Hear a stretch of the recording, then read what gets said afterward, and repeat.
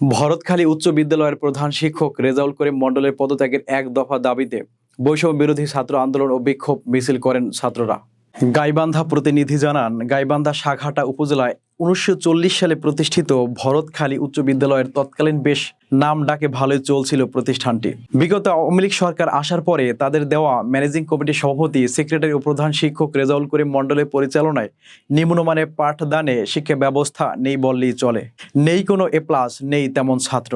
ইতিপূর্বে কেউ মুখ না খুললেও 5ই আগস্ট দ্বিতীয়বার দেশ স্বাধীন হওয়ার পরে বেরিয়ে আসছে সব ফলের বিড়াল। তাই ভরতখালী উচ্চ বিদ্যালয় স্কুলটি ঢেলে সাজানোর জন্য উঠে পড়ে লেগেছে সুশীল সমাজ ও বৈষম্য বিরোধী ছাত্র স্থানীয় জনতারা। উক্ত মানববন্ধনে বক্তব্য রাখেন বৈষম্য বিরোধী ছাত্র আন্দোলনের আশিকুর রহমান, আশরাফুল ইসলাম, রুস্তম আলী সহ বিভিন্ন শ্রেণী পেশার মানুষ।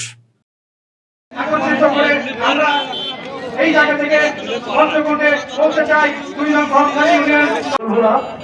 আমি যখন কালকে আমাদের সঙ্গে সঙ্গে কথা হয়েছিল, স্যারকে আমি অনেক প্রশ্ন করেছিলাম যে স্যার, যখন আপনারা যাচ্ছিল, কাবি যাচ্ছিল, তখন স্কুলটা ভরপুর ছিল, গ্যারেজে সাইকেল রাখে নাই।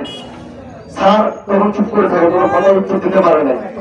আমি বললাম, স্যার আমি এই স্কুলে 2011 সালে এসএসসি দিয়েছি, সেই সময় ছাত্র ভরপুর ছিল, এখন নাই কেন?